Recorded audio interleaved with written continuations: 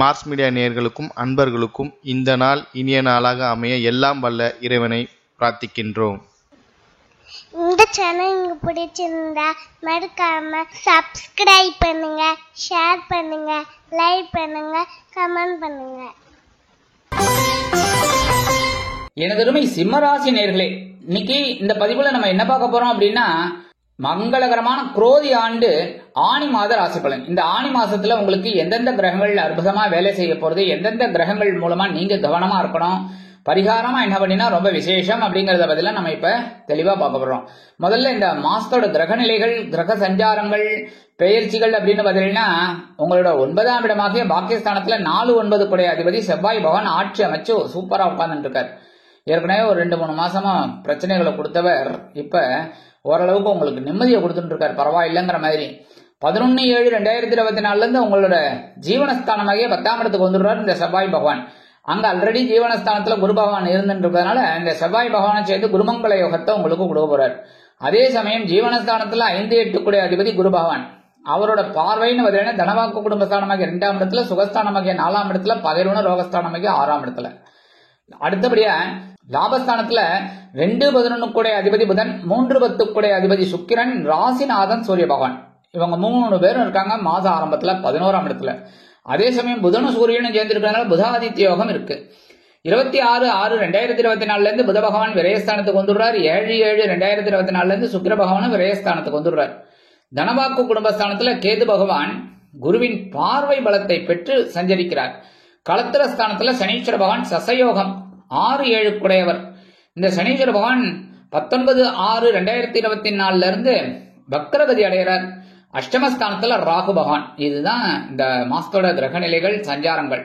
அந்த வகையில 9ஆம் இடமாகிய பாக்கியஸ்தானத்துல செவ்வாய் பகவான் ஆட்சி அமைச்சிருக்கிறதுனால ஓரளவுக்கு அனுகூலங்கள் உங்களுக்கு இருக்கு. கவனமா இருக்கீங்க. உத்தியோகத்திலையும் சரி, தொழில்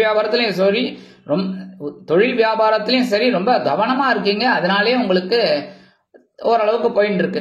11/7/2024 இருந்து இந்த செவ்வாய் பகவான் உங்களோட ஜீவனஸ்தானமாகிய 10ஆம் இடத்துக்கு வந்துடுறார். 10ஆம் இடத்துல குரு பகவான் இருக்கிறதுனால குருமங்கள யோகம் உண்டாருது. குருமங்கள யோகம் இருக்கிறதுனால உற்றார் உறவினர்கள் ஆதரவா இருப்பாங்க. அதே மாதிரி தொழில் வியாபாரத்துல ரொம்ப பரபரப்பா இருப்பீங்க, சுறுசுறுப்பா இருப்பீங்க, காலையிலேயே போயிடுவீங்க, தொழில ரொம்ப விருத்தி பண்ணணுங்கிற ஒரு எண்ணம் உங்களுக்கு இருந்துட்டே இருக்கும். அதே மாதிரி உத்தியோகத்திலையும் பார்த்தீங்கன்னா சளைக்க மாட்டீங்க, அற்புதமா வேலை செய்யக்கூடிய ஒரு வாய்ப்புகளும் உங்களுக்கு கிடைக்கும். புதுசா வேலை தேடுற குழந்தைகளுக்கு எல்லாம் வேலை வாய்ப்பு அருமையாக வந்து சேரும். அடுத்தபடி அதே ஜீவனஸ்தானத்துல இந்த செவ்வாய் பகவானும் இது பண்றதுனால 11ஆம் தேதியிலிருந்து 11/7/2024 இருந்து இந்த சீருடை பணியாளர்களாகிய காவல், ராணுவம், தீயணைப்புத்துறை, மருத்துவத்துறையில் வேலை பார்க்கும் அன்பர்களுக்கு எதிர்பார்க்கும் இடமாற்றம், பதவி மாற்றம், பதவி உயர்வு, சம்பள உயர்வு அருமையாக மிக அருமையாக வந்து சேரும்.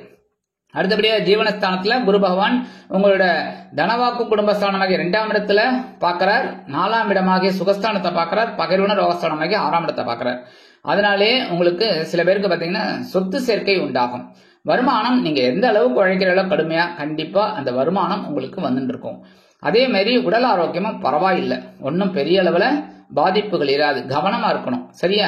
அடுத்தபடியா முக்கியமா பெரிய விஷயம் என்னன்னா, உங்களோட 11ஆம் இடத்துல 2-11 கூடிய அதிபதி புதன், 3-10 கூடிய அதிபதி சுக்கிரன், ராசிநாதன் சூரிய பகவான் 3 பேரும் 11ஆம் இடத்துல இருக்கிறது ரொம்ப விசேஷம், ரொம்ப ரொம்ப விசேஷம். ஏன்னா லாபம் என்ன உத்தியோகமா இருந்தாலும் சரி, என்ன தொழில் இருந்தாலும் சரி. இப்ப உத்தியோகம்னு எடுத்துக்கோங்க, ஒரு உயர்வு இருந்தா தான் நல்லது. ஒண்ணு சம்பள உயர்வு இருக்கணும், இல்லைன்னா பதவி உயர்வு இருக்கணும். இந்த பதவி உயர்வு வந்தாலே சம்பள உயர்வு வந்துடும். சோ ஏதாவது ஒண்ணு இருக்கணும். அதே மாதிரி தொழில் வியாபாரம் லாபமா போனாதான் நல்லது. சும்மா நானும் போயிட்டு வரேன் அப்படிங்கிற மாதிரி போயிட்டு வந்துட்டு ஏதோ ஜீவனம் வந்துட்டு இருக்கு அப்படிங்கிற மாதிரி இருந்தா அந்த தொழில் வந்து பெரிய அளவுல இல்ல.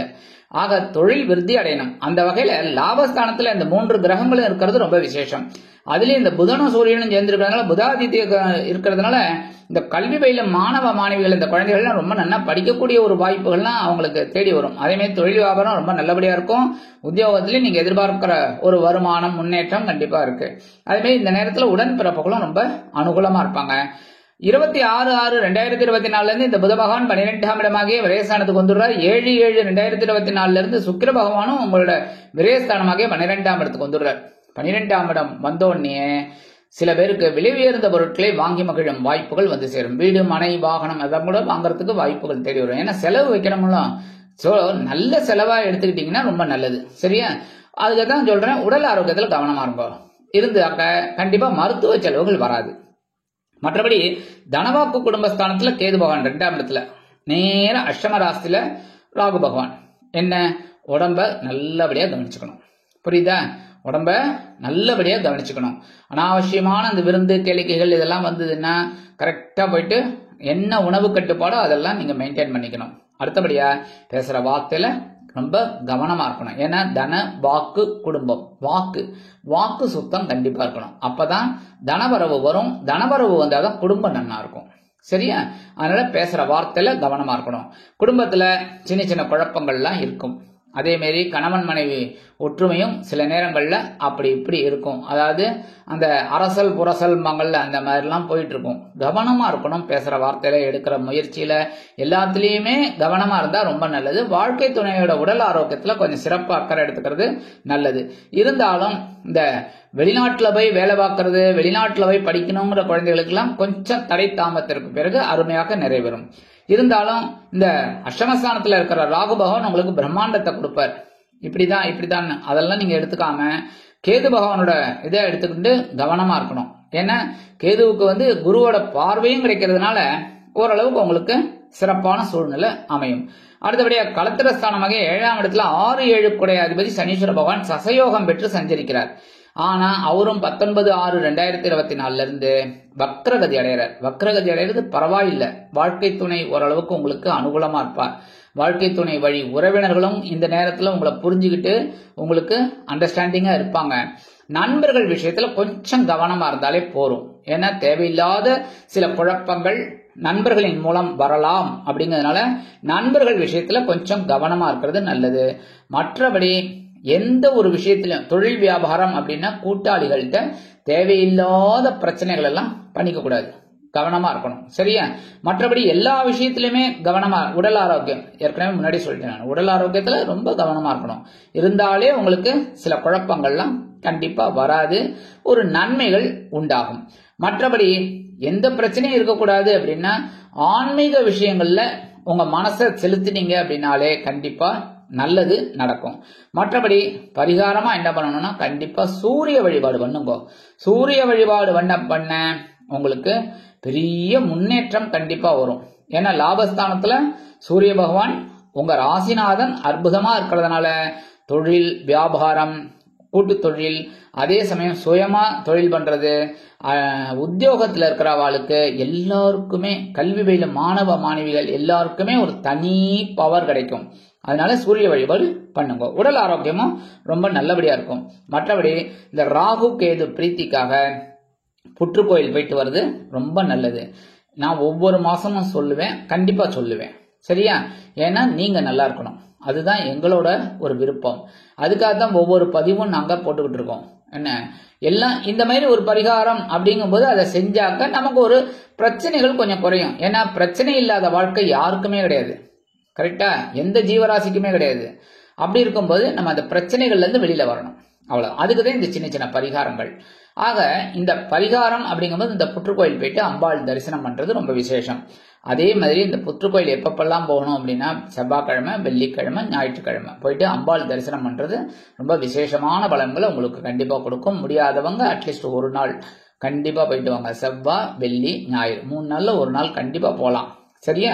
அந்த மாதிரி போயிட்டு வர்றதுனால உங்க மனசுல இருக்கிற அந்த கவலைகள், பிரச்சனைகள், சங்கடங்கள், சிரமங்கள் இதெல்லாம் குறையும். இது குறையறதுனாலே மனசுல ஒரு தெளிவு கிடைக்கும். மனசுல தெளிவு கிடைச்சிருச்சு அப்படின்னாலே உடம்புலயும் ஒரு ஆரோக்கியம் கண்டிப்பா, தெளிவு கண்டிப்பா கிடைக்கும். அடுத்தபடியா இந்த சின்ன சின்ன பரிகாரங்கள் பண்றதுனால குரோதி ஆண்டு ஆனி மாதம் உங்களுக்கு ஒரு அற்புதமான ஏற்றம் தரும், மாற்றம் தரும், இனிமை தரும் மாதமாக அமையும் என்று கூறி விடைபெறுகிறேன். நன்றி, வணக்கம். மீண்டும் ஒரு அருமையான பதிவில் நான் உங்களை மனமகிழ்ச்சியோடு சந்திக்கிறேன். வாழ்த்துக்கள். வாழ்க வளமுடன். இந்த சேனல் உங்களுக்கு பிடிச்சிருந்தா மறக்காம சப்ஸ்கிரைப் பண்ணுங்க, லைக் பண்ணுங்க, ஷேர் பண்ணுங்க.